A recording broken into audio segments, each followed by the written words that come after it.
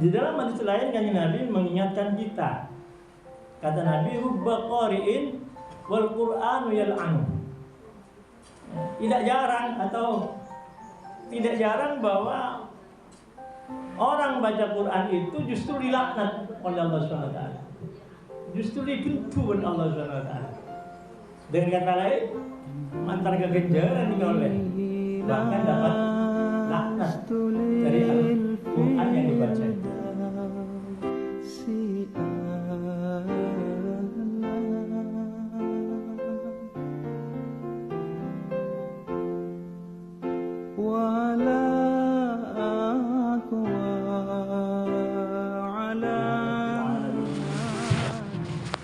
Nasta'in wa ala umuri dunya waddin.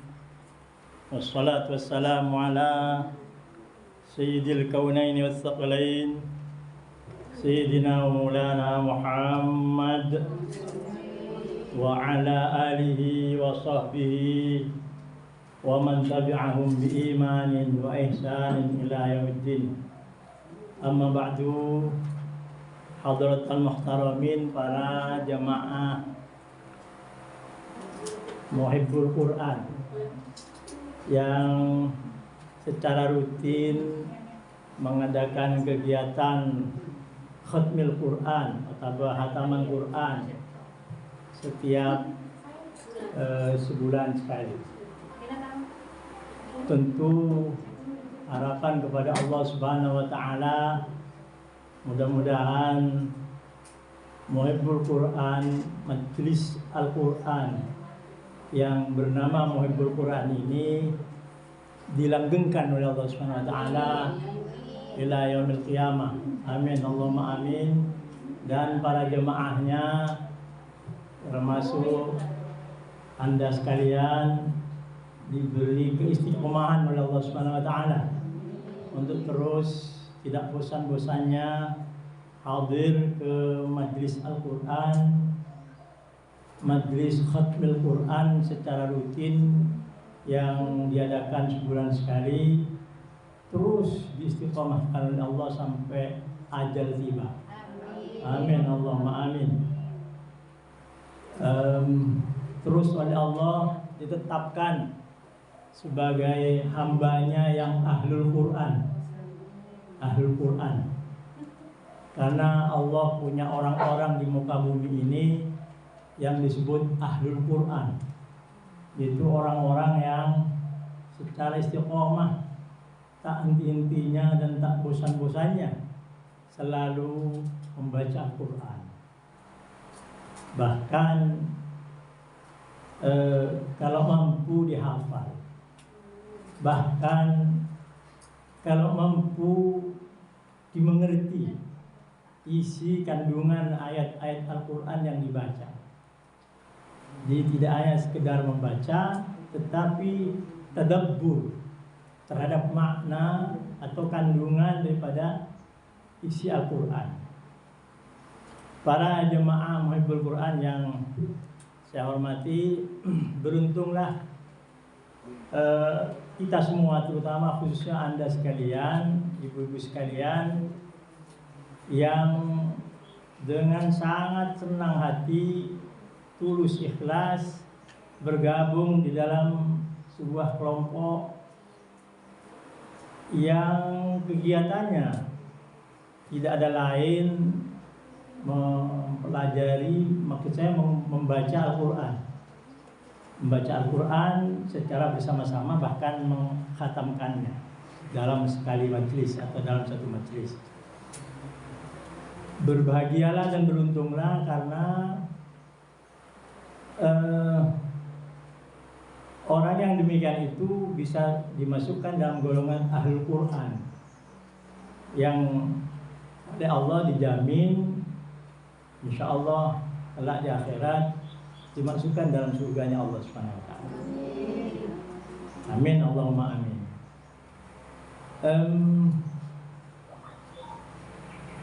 Sebagai Ahlul Quran tentu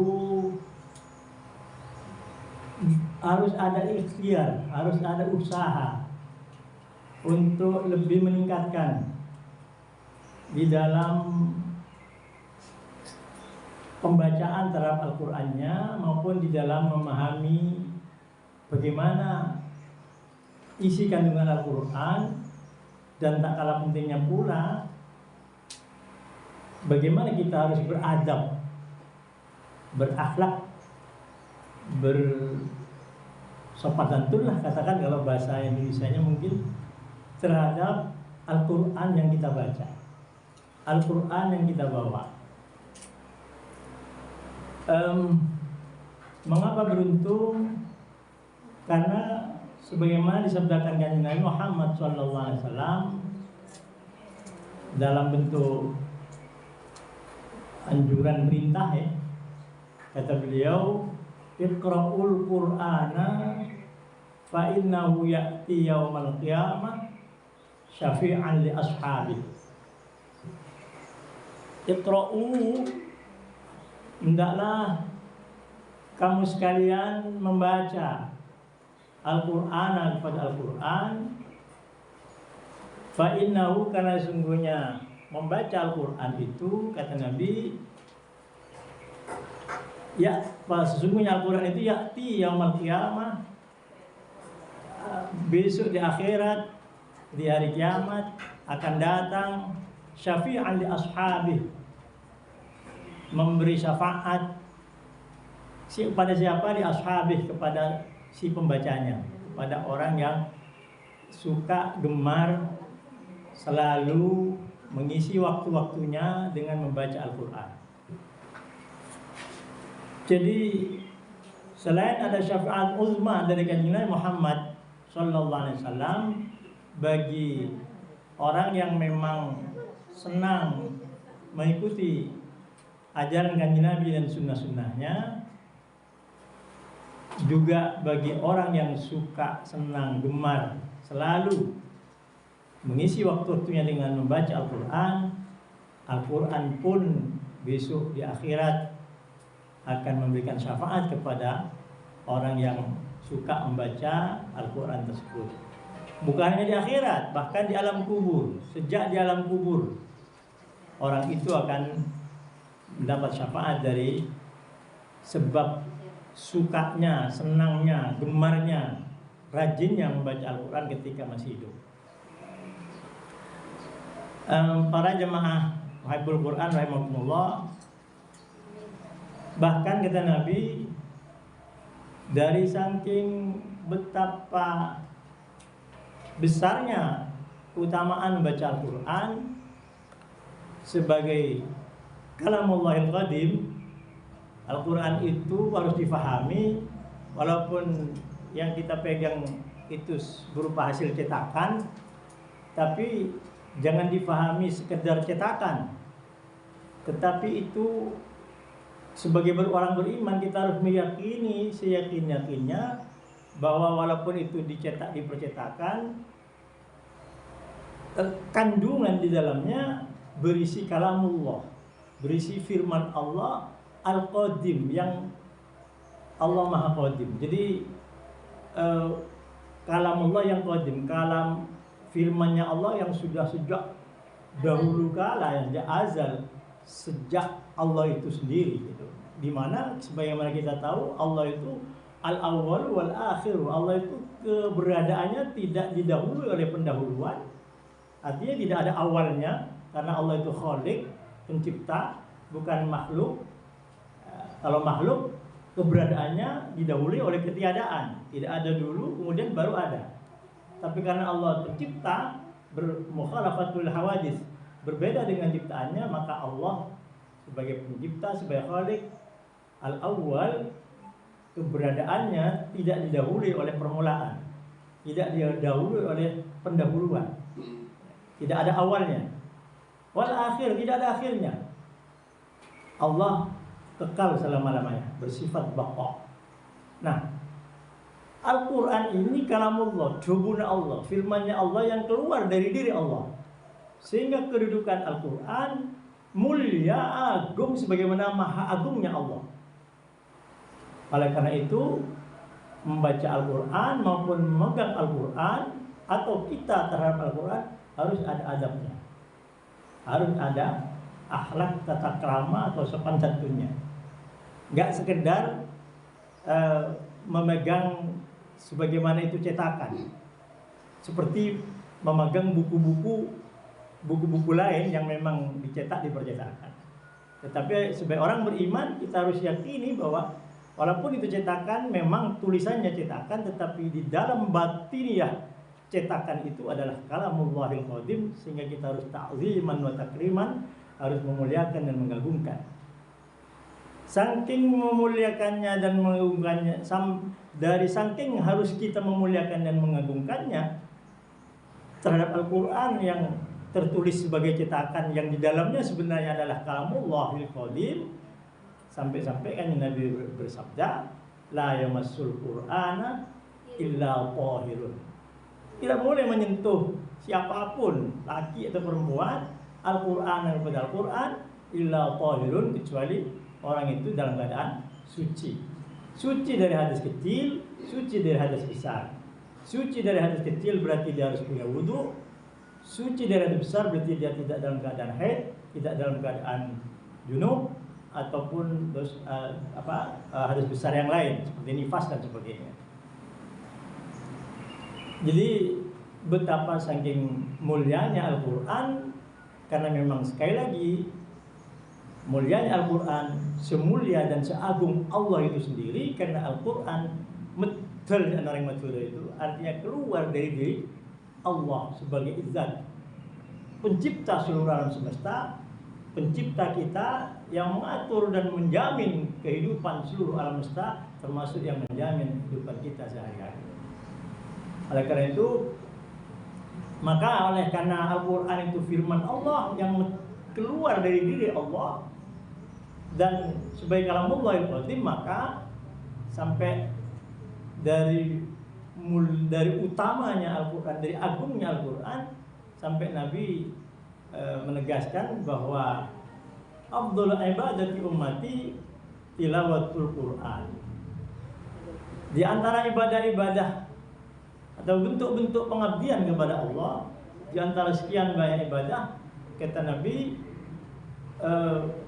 termasuk ibadah yang paling utama di dalam kita beribadah atau mengabdi kepada Allah adalah tilawatul Quran, membaca Al-Quran. Afdhalu ibadati ummati tilawatul Quran. Paling utamanya ibadah umatku, kata Nabi, di antara ibadah-ibadah yang lain adalah membaca Al-Quran.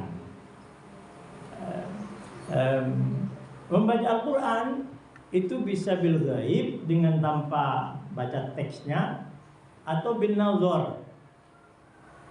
Di dalam riwayat lain kan Nabi menyebut tilawatul Quran di sini nazron. Ayat qiraatul Quran nazron, membaca Al-Quran dengan melihat teksnya, melihat tulisannya. Tetapi dalam kenyataan kehidupan sehari-hari kan ada orang yang sudah hafal atau hafidhoh kalau perempuan. Hafal dalam Al-Quran sehingga bacanya pun bil ghaib, dengan tanpa bin nazar, dengan tanpa melihat pada teksnya. Tetapi yang bagus berdasarkan sabda Nabi di sini itu membaca dengan teks, membaca dengan melihat. Bahkan di dalam tafsir Ad-Durrul Maksur yang disusun oleh Imam Suyuti sampai 17 jilid itu, tafsirnya itu sampai 17, sampai bahkan ada yang cetakan lain sampai 21 jilid kitabnya itu, yang disusun oleh Imam Suyuti yang mengarang tafsir Jalalain itu. Itu disebutkan bahwa membaca dengan melihat terhadap teks ayat-ayat Quran itu lebih baik dan lebih mencegah orang itu dari pikun. Kalau sudah usia agak sepuh, diselamatkan dari pikun, dan insya Allah diselamatkan pula dari penyakit mata yang permanen.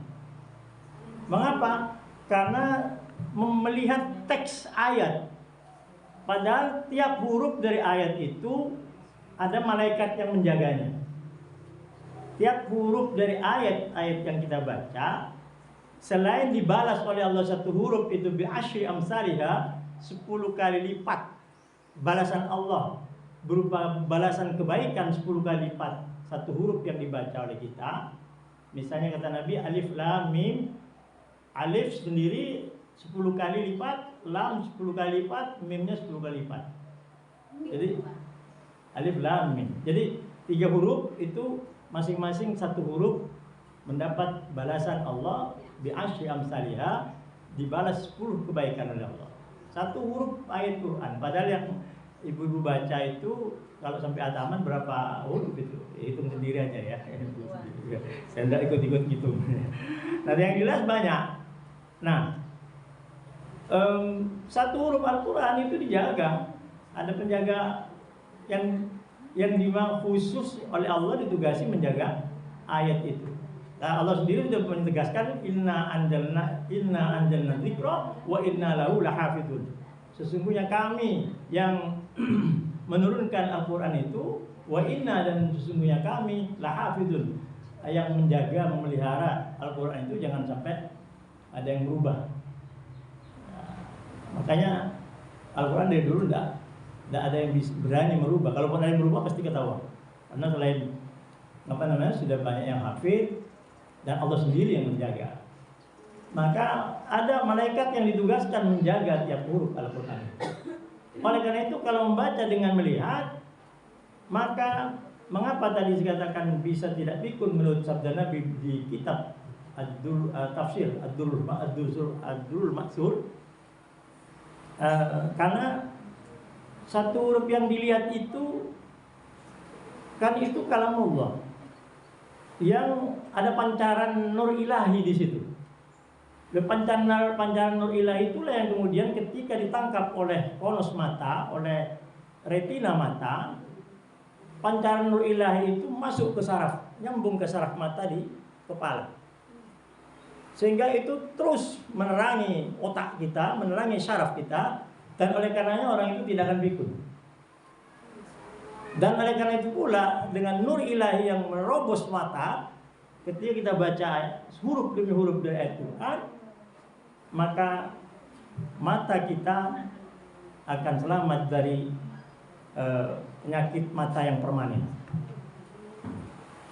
Itulah maka mengapa dalam riwayat lain dari hadis tadi Nabi menegaskan yang dimaksud dengan tilawatul Quran, afdhalu ibadati ummati tilawatul Quran, paling utamanya ibadah umatku tilawatul Quran. Tilawatul Quran yaitu membaca Al-Quran, yang dimaksud qiraatul Quran nazron, membaca Al-Quran dengan melihat. Tetapi tidak ada salahnya membaca juga dengan bil ghaib, dengan tidak melihat. Bagi yang sudah hafal kan tidak biasanya memang ketika mengingat hafalannya itu tidak perlu melihat. Tetapi bagi yang sudah hafal sebaiknya dicampur. Jadi sambil melihat sekali tempo bil ghaib, sekali tempo melihat ayat-ayat itu, ayat yang dibaca itu sekali tempo dengan cara bil ghaib, dalam rangka menguatkan ingatannya terhadap hafalannya itu. Jadi itulah antara lain mengenai keutamaan membaca Al-Quran. Banyak hadis-hadis Nabi yang menerangkan tentang bagaimana keutamaan Al-Quran, keutamaan membaca Al-Quran, dan syafaat yang akan diberikan oleh Allah melalui Al-Quran kepada para pembacanya.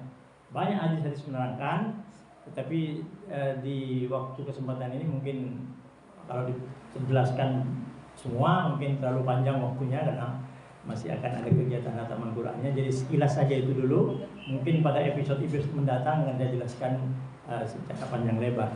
Tapi yang jelas banyak syafaat yang pasti didapat atau diterima oleh orang yang membaca Al-Quran besok dikubur ketika dia mati, ketika sendirian di alam kuburnya, ditemani oleh Al-Quran karena di dunia sudah berteman dengan Al-Quran. Bahkan di akhirat diselamatkan di siksa api nerakanya Allah SWT. Amin, Allahumma amin. Tetapi tidak semua orang yang baca Al-Quran itu bisa seperti itu.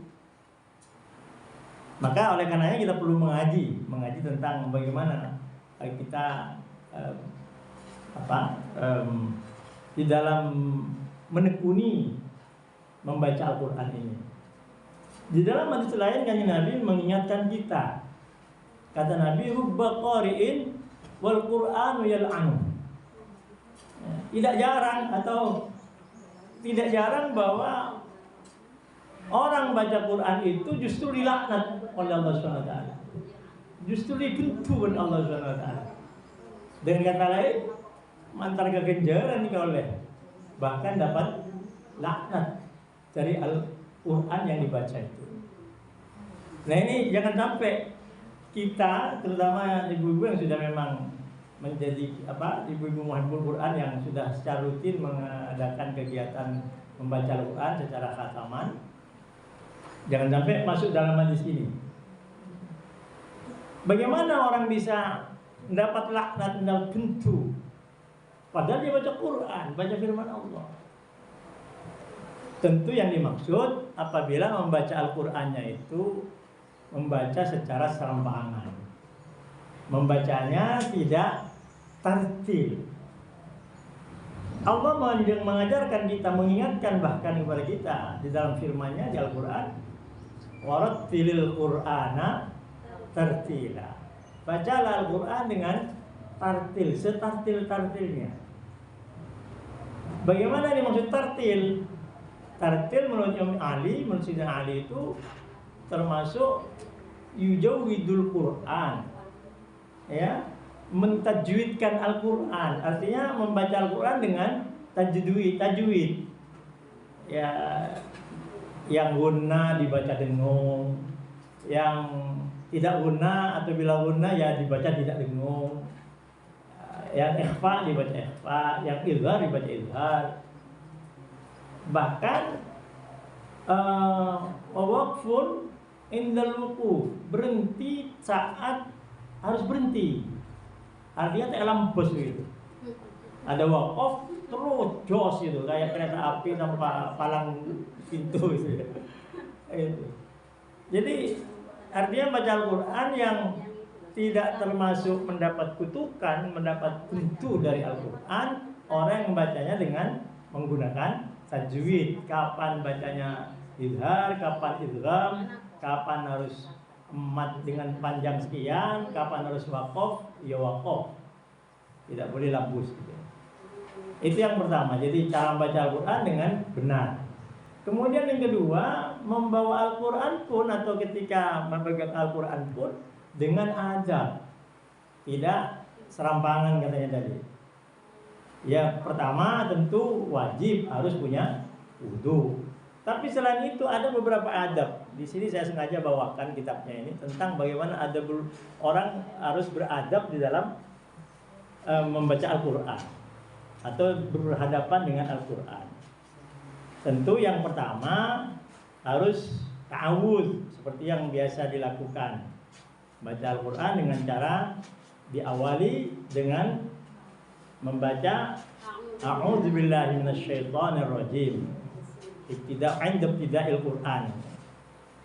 Wa illam yakun fi awwali surah.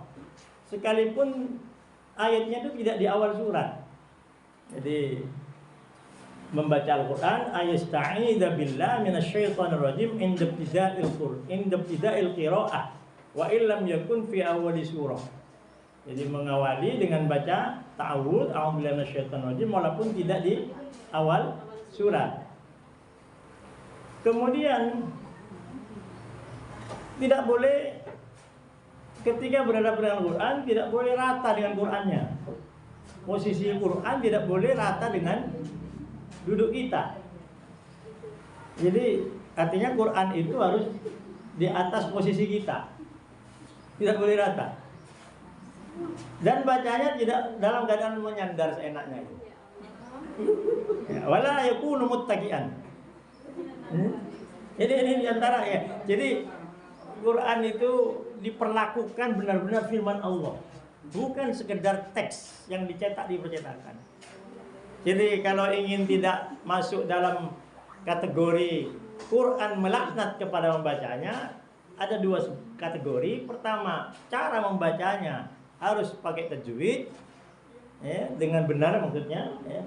Kemudian yang kedua, adab terhadap Al-Quran, memperlakukan Al-Quran benar-benar kalamullahil qadim, bukan sekedar teks yang dicetak di percetakan. Sehingga membacanya didahului dengan ta'awudz, dengan baca a'udzubillahi minasyaitonir rajim. Kemudian posisi Quran tidak boleh yastawi, tidak boleh rata, sama sepadan, sejajar dengan kita. Apalagi di bawah posisi yang kurang baik ya. Dan begitu juga membacanya jangan dalam keadaan ajrukong. Ajrukong betul ya. Ajrukong. Ya. Bahkan selanjutnya ayal bisa siyabat tajammul, memakai pakaian yang bagus, yang bersih, bahkan menggunakan harum-haruman. Selain membacanya juga kalau perlu ayastaqbil qiblah, menghadap kiblat.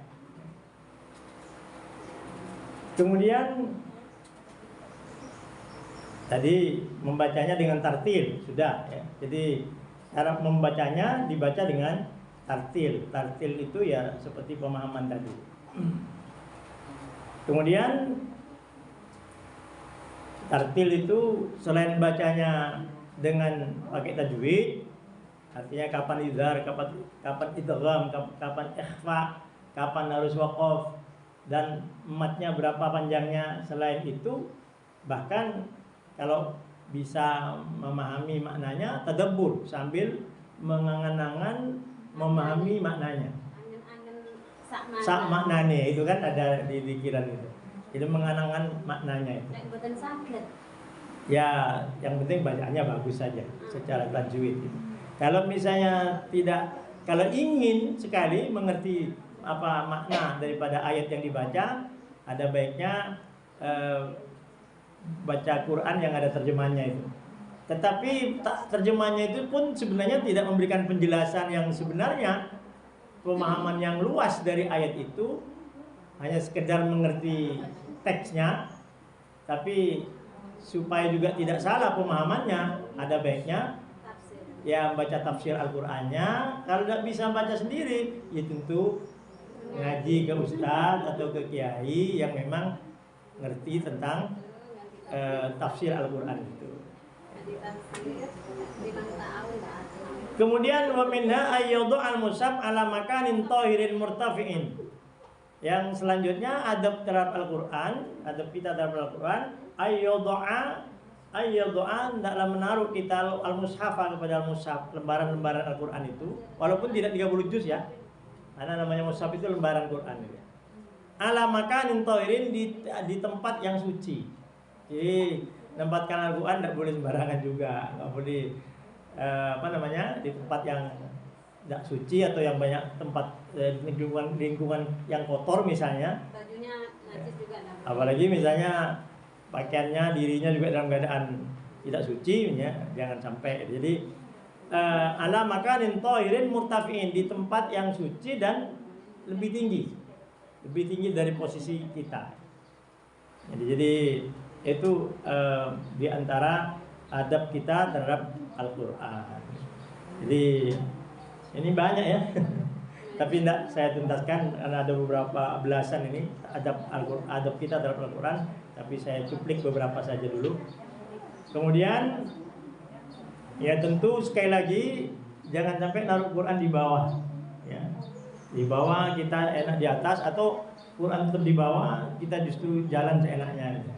Jangan sampai, karena itu berarti kita suul adab terhadap Al-Quran yang notabene adalah kalamullahil qadim. Itu firman Allah yang agung, yang harus kita agungkan sebagai orang mukmin, sebagai orang mukminah.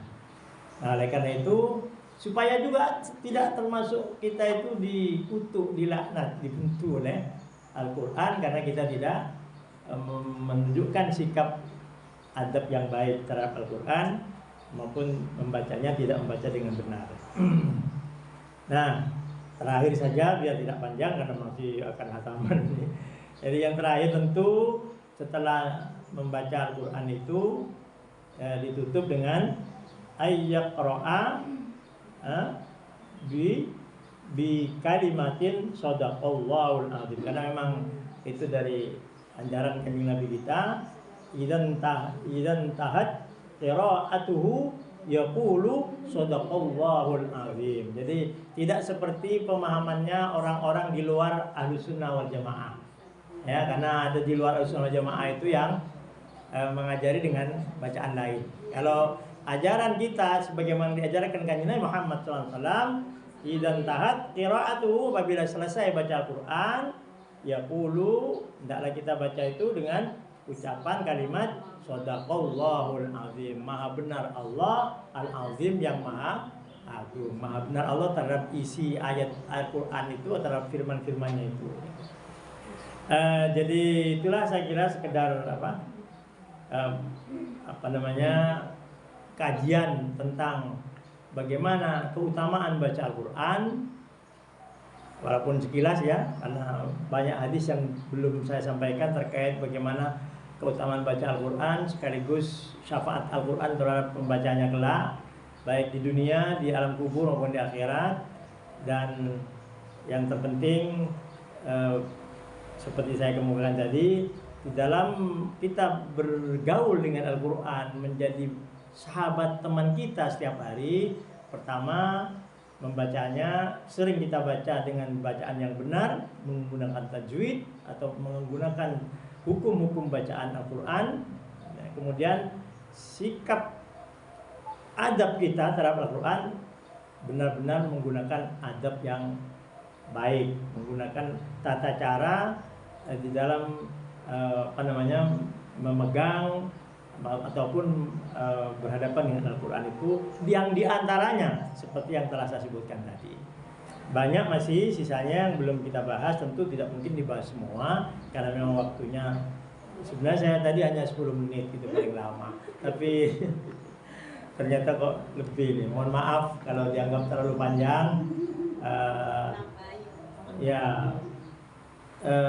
Tapi ya tergantung ibu-ibu sih, apa ibu suka yang panjang apa suka yang pendek, saya tidak tahu kan gitu. Jadi mudah-mudahan ini tidak termasuk yang terlalu panjang, yang mudah-mudahan termasuk yang sedang-sedang saja.